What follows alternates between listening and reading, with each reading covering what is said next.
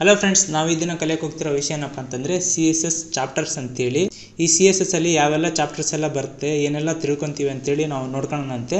ಮೊದಲನೇದಾಗಿ introduction and implementation ಅಂತೇಳಿ, ಹಾಗೂ ಟ್ಯಾಗ್ ಸೆಲೆಕ್ಟರ್ಸ್ ಇದೆ. ಇದೆಲ್ಲ ಯಾವ ರೀತಿ ಈ ಸೆಲೆಕ್ಟರ್ನ ಯೂಸ್ ಮಾಡಿಕೊಂಡು ಸ್ಟೈಲಿಂಗ್ ಮಾಡುವುದು ಅಂತೇಳಿ ನೆಕ್ಸ್ಟ್ ನೋಡೋಣಂತೆ. ಹಾಗೆ ಥರ್ಡ್ ಒನ್ ನೋಡೋದಾದರೆ ಕಲರು, ಬ್ಯಾಕ್ಗ್ರೌಂಡ್ ಕಲರ್ ಅಂತೇಳಿ.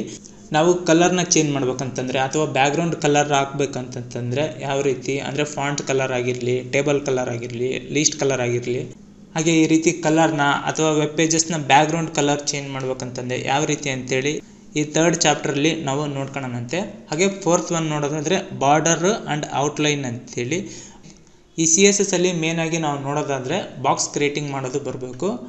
ಈ ಬಾಕ್ಸ್ ಕ್ರಿಯೇಟಿಂಗ್ ಅಂತಂದರೆ ಈ ರೀತಿ ಬಾರ್ಡರ್ನ ಹಾಕಿ ಒಳಗಡೆ ಕಂಟೆಂಟ್ನ ಫಿಲ್ ಮಾಡೋದು ನಮಗೆ ಬರಬೇಕಾಗುತ್ತೆ ಮೇನ್ ಆಗಿ. ಅದು ಯಾವ ರೀತಿ ಅಂತೇಳಿ ಈ ಬಾರ್ಡರು ಔಟ್ಲೈನು ಚಾಪ್ಟರ್ನಲ್ಲಿ ನೋಡ್ಕೊಳ್ಳೋಣಂತೆ. ಹಾಗೆ ಫಿಫ್ತ್ ಒನ್ ನೋಡೋದಾದರೆ ಮಾರ್ಜಿನು, ಪ್ಯಾಡಿನ್ ಅಂತೇಳಿ. ಒಂದು HTML ಅಲ್ಲಿ ಎಲಿಮೆಂಟ್ಸ್ನ ಕ್ರಿಯೇಟ್ ಮಾಡಿದಾಗ ಮಾರ್ಜಿನು, ಪ್ಯಾಡಿಂಗು ಕೊಡೋದು ಭಾಳನೇ ಮುಖ್ಯ ಆಗಿರುತ್ತೆ. ಆವಾಗ ಮಾತ್ರ ಅದು ಸ್ಟೈಲಾಗಿ ಕಾಣೋದು ಸಾಧ್ಯವಾಗುತ್ತೆ. ಅದು ಯಾವ ರೀತಿ ಮಾರ್ಜಿನು, ಪ್ಯಾಡಿಂಗು ಕೊಡ್ಬೋದು ಅಂಥೇಳಿ ನಾವು ಫಿಫ್ತ್ ಚಾಪ್ಟರ್ನಲ್ಲಿ ನೋಡ್ಕೊಳ್ಳೋಣಂತೆ.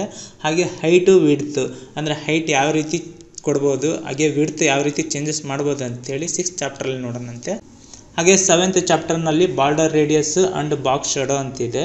ಬಾರ್ಡರ್ ರೇಡಿಯಸ್ ಅಂತಂದರೆ ಏನಿಲ್ಲ, ಆ ಬಾರ್ಡರ್ ಏನಿದೆಯಲ್ಲ ಕಾರ್ನರಲ್ಲಿ ಎಡ್ಜ್ ಶಾರ್ಪ್ ಆಗಿರುತ್ತಲ್ಲ ಅದನ್ನೇ ಸಾಫ್ಟಾಗಿ ಮಾಡ್ಬೋದು ಅಥವಾ ಸರ್ಕಲ್ ಆಗಿ ಮಾಡ್ಬೋದು. ಈ ರೀತಿ ಬಾರ್ಡರ್ ರೇಡಿಯಸ್ ಕೊಡ್ಬೋದು. ಹಾಗೆ ಒಂದು ಬಾಕ್ಸ್ನ ಕ್ರಿಯೇಟ್ ಮಾಡಿವಿ ಅಂತಂತಂದರೆ ಆ ಬಾಕ್ಸ್ಗೆ ಶ್ಯಾಡೋ ಅಥವಾ ನೆರಳು ಬರಬೇಕು ಅಂತಂತಂದರೆ ನಾವು ಈ ಬಾಕ್ಸ್ ಶ್ಯಾಡೋ ಯೂಸ್ ಮಾಡಿಕೊಂಡು ಕೊಡ್ಬೋದು. ಹಾಗೆ ಏಯ್ಟ್ ಒನ್ ಇದೆ ಫ್ಲೋಟ್ ಆ್ಯಂಡ್ ಕ್ಲಿಯರ್ ಅಂತೇಳಿ. ಈ ಫ್ಲೋಟ್ ಅಂತಂದರೆ ಏನಿಲ್ಲ, ಒಂದು ಡಿವ್ ಟ್ಯಾಗ್ನ ಕ್ರಿಯೇಟ್ ಮಾಡಿರ್ತೀವಿ ಅಂದ್ಕೊಳ್ಳಿ, ಅದನ್ನು ರೈಟ್ ಸೈಡಲ್ಲಿ ಕಾಣಿಸ್ಬೇಕು ಅಥವಾ ಲೆಫ್ಟ್ ಸೈಡಲ್ಲಿ ಕಾಣಿಸ್ಬೇಕಂತಂದರೆ ಈ ಫ್ಲೋಟ್ನ ಯೂಸ್ ಮಾಡ್ಕೊಂಡು ಕೊಡ್ತಿರ್ತಾರೆ. ಹಾಗೆ ಕ್ಲಿಯರ್ ಅನ್ನೋದು ಭಾಳನೇ ಯೂಸ್ ಆಗುತ್ತೆ ಫ್ಲೋಟ್ಗೆ. ಅದು ಯಾವ ರೀತಿ ಅಂತೇಳಿ ನೋಡ್ಕೊಳ್ಳೋಣಂತೆ. ಹಾಗೆ ನೈನ್ತ್ ಒನ್ ನೋಡೋದಾದರೆ ಟೆಕ್ಸ್ಟ್ ಆ್ಯಂಡ್ ಫಾಂಟ್ ಪ್ರಾಪರ್ಟೀಸ್ ಅಂತೇಳಿ. ಈ ಟೆಕ್ಸ್ಟು ಹಾಗೂ ಫಾಂಟ್ ಪ್ರಾಪರ್ಟೀಸಲ್ಲಿ ನಾವು ಫಾಂಟ್ ಸೈಜ್ ಆಗಲಿ, ಫಾಂಟ್ ಸ್ಟೈಲ್ ಆಗಲಿ, ಫಾಂಟ್ ಕಲರು, ಆಮೇಲೆ ಟೆಕ್ಸ್ಟ್ ಅಲೈನು, ಈ ರೀತಿ ಟೆಕ್ಸ್ಟ್ಗೆ ಆಮೇಲೆ ಫಾಂಟ್ಸ್ಗೆ ರಿಲೇಟೆಡ್ ಏನೇನಿದೆಯಲ್ಲ ಆ ಎಲ್ಲ ಸ್ಟೈಲಿಶ್ನ ಅದನ್ನು ಈ ಚಾಪ್ಟರ್ನಲ್ಲಿ ತಿಳ್ಕೊಳ್ಳೋಣಂತೆ. ಹಾಗೆ ಟೆಂತ್ ಒನ್ ನೋಡೋದಾದರೆ ಲೀಸ್ಟ್ ಆ್ಯಂಡ್ ಟೇಬಲ್ ಪ್ರಾಪರ್ಟೀಸ್ ಅಂತೇಳಿ. ಈ ಲೀಸ್ಟ್ನ ಕ್ರಿಯೇಟ್ ಮಾಡಿದ್ವಲ್ಲ ನಾವು HTML ಪೇಜಸ್ಸಲ್ಲಿ, ಅಂದರೆ ಆರ್ಡರ್ ಲಿಸ್ಟ್ ಆಗಿರ್ಬೋದು, ಅನ್ಆರ್ಡರ್ ಲಿಸ್ಟ್ ಆಗಿರ್ಬೋದು. ಈ ಆರ್ಡರ್ ಲಿಸ್ಟು, ಅನ್ಆರ್ಡರ್ ಲಿಸ್ಟ್ನ ಏನೆಲ್ಲ ಸ್ಟೈಲ್ಸ್ ಇದೆ ಅಂತೇಳಿ ನೋಡ್ಕೊಳ್ಳೋಣಂತೆ. ಹಾಗೆ ಈ ಟೇಬಲ್ಸ್ಗೆ ಏನೆಲ್ಲ ಸ್ಟೈಲಿಂಗ್ನ ನಾವು ಕೊಡ್ಬೋದು ಅಂತೇಳಿ ಈ 10th ಚಾಪ್ಟರ್ನಲ್ಲಿ ನಾವು ನೋಡ್ಕೊಳ್ಳೋಣಂತೆ. ಹಾಗೆ 11th ಒನ್ ನೋಡೋದಾದರೆ ಡಿಸ್ಪ್ಲೇ ಆ್ಯಂಡ್ ವಿಸಿಬಲ್ ಅಂತೇಳಿ. ನಾವು ವೆಬ್ ಪೇಜಸ್ನಲ್ಲಿ ಎಲಿಮೆಂಟ್ಸ್ನ ಕ್ರಿಯೇಟ್ ಮಾಡ್ತೀವಲ್ಲ ಅದು ಹೈಡ್ ಆಗಬೇಕು, ಇಲ್ಲ ಅದು ಡಿಸ್ಪ್ಲೇನೇ ಕಾಣಿಸ್ಬಾರ್ದು ಅಂತಂತಂದರೆ ಈ ಡಿಸ್ಪ್ಲೇ ಆ್ಯಂಡ್ ವಿಸಿಬಲ್ ಸ್ಟೈಲಿಂಗ್ನಲ್ಲಿ ನಾವು ಮಾಡ್ಬೋದು. ಇದು ಯಾವ ರೀತಿ ಅಂತೇಳಿ ನೋಡ್ಕೊಳ್ಳೋಣಂತೆ. ಹಾಗೆ ನೆಕ್ಸ್ಟ್ ಒನ್ನು ಪೊಸಿಷನ್ ಅಂತೇಳಿ. ಈ ಪೊಸಿಷನ್ನ ಯೂಸ್ ಮಾಡಿಕೊಂಡು ನಾವು ಒಂದು ಎಲಿಮೆಂಟನ್ನು ವೆಬ್ ಪೇಜಸ್ಸಲ್ಲಿ ನಾವು ಯಾವ ಸೈಡ್ ಬೇಕಾದರೂ ಆ ಸೈಡು ಶೋನ ಮಾಡ್ಬೋದು. ಅಂದರೆ ಆ ಒಂದು ಕಂಟೆಂಟ್ ಅನ್ನೋದು ಟಾಪಲ್ಲಿ ಬರ್ಬೇಕಾ, ಬಾಟಮಲ್ಲಿ ಬರ್ಬೇಕಾ, ರೈಟ್ ಸೈಡು, ಮಿಡಲು, ಎಲ್ಲಿ ಬೇಕಾದರೂ ನಾವು ಅದನ್ನು ಡಿಸ್ಪ್ಲೇ ಮಾಡ್ಬೋದು. ಹಾಗೆ ಈ ಪೊಸಿಷನ್ ಅನ್ನೋದು ಭಾಳನೇ ಇಂಪಾರ್ಟೆಂಟ್ ಆಗಿರುತ್ತೆ. ಇದರಲ್ಲಿ ಆಬ್ಸಲ್ಯೂಟು, ರಿಲೇಟಿವ್ ಈ ರೀತಿ ಎಲ್ಲ ಬರುತ್ತೆ. ಅದು ಯಾವ ರೀತಿ ಅಂತೇಳಿ ಹೇಳ್ಕೊಡ್ತೀನಂತೆ. ಹಾಗೆ 13th ಒನ್ ನೋಡೋದಾದರೆ ಜೆಡ್ ಇಂಡೆಕ್ಸ್ ಅಂತೇಳಿ. ಈ ಜೆಡ್ ಇಂಡೆಕ್ಸ್ ಅಂತಂದರೆ ಈ ವೆಬ್ ಪೇಜಸ್ ಅನ್ನೋದು ಪೊಸಿಷನ್ ಯೂಸ್ ಮಾಡ್ಕೊಂಡ್ರೆ ಲೇಯರ್ಸ್ ಆಗಿ ಕ್ರಿಯೇಟ್ ಆಗುತ್ತೆ. ಈ ಲೇಯರ್ಸ್ ಆಗಿ ಕ್ರಿಯೇಟ್ ಆದಾಗ ಇದು ಟಾಪಲ್ಲಿ ಬರಬೇಕು ಅಥವಾ ಬ್ಯಾಕಲ್ಲಿ ಹೋಗ್ಬೇಕು ಅಂತಂದರೆ ಈ ಜೆಡ್ ಇಂಡೆಕ್ಸ್ನ ಯೂಸ್ ಮಾಡ್ತೀವಿ. ಇದು ಕೂಡ ಭಾಳ ವೆರಿ ಇಂಪಾರ್ಟೆಂಟು. ಹಾಗೆ 14th ಒನ್ ನೋಡೋದಾದರೆ ಕರ್ಸರ್ಸ್ ಅಂತೇಳಿ. ನಾವು ನೋಡ್ತಿದ್ದೀವಲ್ಲ ಈ ಕರ್ಸರ್ ಅನ್ನೋದು ಬೇರೆ ಬೇರೆ ಸ್ಟೈಲ್ ಆಗಿ ಅಂದರೆ ಬೇರೆ ಬೇರೆ ಐಕಾನ್ ಆಗಿ ನಾವು ಕ್ರಿಯೇಟ್ ಮಾಡ್ಬೋದು. ಹಾಗೆ 15th ಒನ್ ನೋಡೋದಾದ್ರೆ ಆಬ್ಜೆಕ್ಟ್ ಫಿಟ್ ಅಂತೇಳಿ.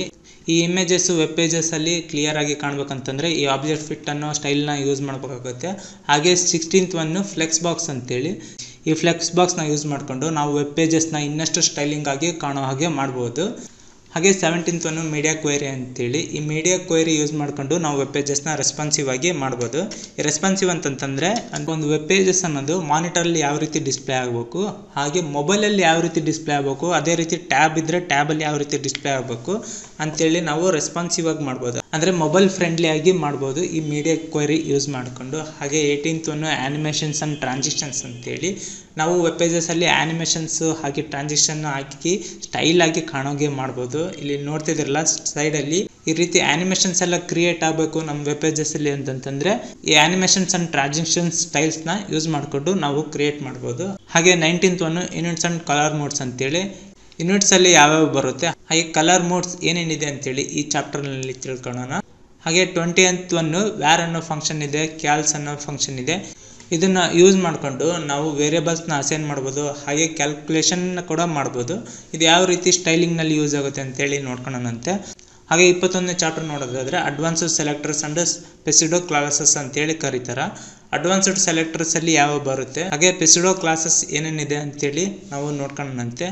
ಹಾಗೆ 22 ಚಾಪ್ಟರ್ಸ್ ಅಲ್ಲಿ ಕ್ರಿಯೇಟಿಂಗ್ ಸ್ಟ್ಯಾಟಿಕ್ ವೆಬ್ ಪೇಜಸ್ ಅಂತೇಳಿ ಈ HTML CSSನ ಯೂಸ್ ಮಾಡಿಕೊಂಡು ಕೆಲವೊಂದು ವೆಬ್ ಪೇಜಸ್ನ ಕ್ರಿಯೇಟ್ ಮಾಡೋಣ. ಹಾಗೆ ನೀವು ಈ ಎಲ್ಲ ಚಾಪ್ಟರ್ಸ್ನ ಕಲ್ತಿದ್ದೇ ಆದರೆ ನೀವು ಸ್ಟ್ಯಾಟಿಕ್ ವೆಬ್ ಪೇಜಸ್ನ ಆರಾಮಾಗಿ ಕ್ರಿಯೇಟ್ ಮಾಡ್ಬೋದು.